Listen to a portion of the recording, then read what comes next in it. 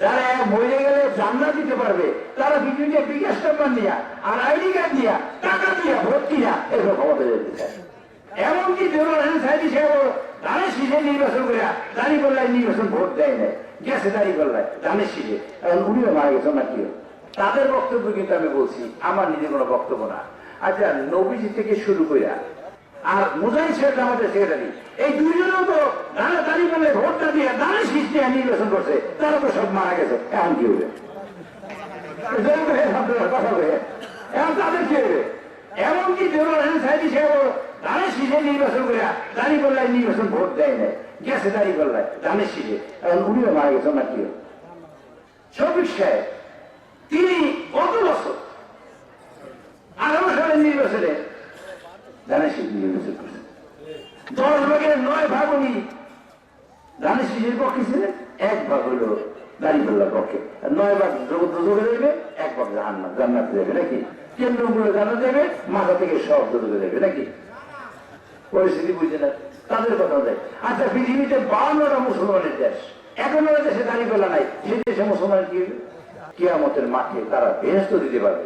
এইরকম মানুষের পৃথিবীতে ক্ষমতা দরকার কি?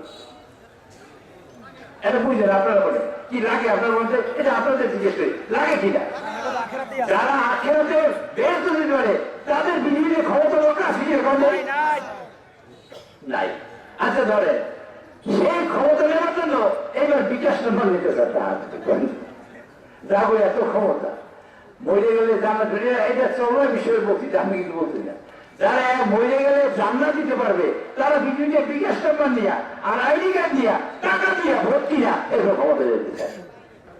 কোনোভাবে যদি ভোট দিয়ে তাদের এমপি বানাইতে পারেন, সরকারে আসতে পারে, বাংলাদেশ হবে আফগানিস্তান, বাংলাদেশ হবে গাজা।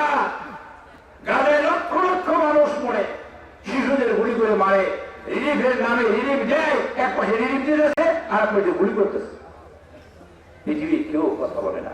দাঁড়িপাল্লার লোকের আছেন, আপনি আজকে সন্ন্যাসের বাড়ি মরে গেলে ভেস্তে দিয়ে দেবেন, একদম ডাইরেক্ট ভেস্ত। আজকে মরবেন, কাল কি ভেস্ত, কারণ ভেস্ত তো পৃথিবীতে দেওয়া যাবে নাকি।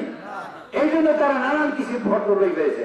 আমরা কই চাউলের কথা, আমরা কই ডাইলের কথা, আমরা কই তেলের কথা, আমরা কই একটা শাড়ির কথা, আমরা কই লুঙ্গির কথা, আমরা কই জামার কথা, আমরা কই স্কুল ঘরের কথা, আমরা কই বিল্ডিং এর কথা, আমরা কই ছেলের চাকরির কথা, আমরা বলবো ছেলের ভালো বিয়ে দেওয়ার কথা, মেয়ের ভালো বিয়ে দেওয়ার কথা, ভালো মানুষ হওয়ার কথা।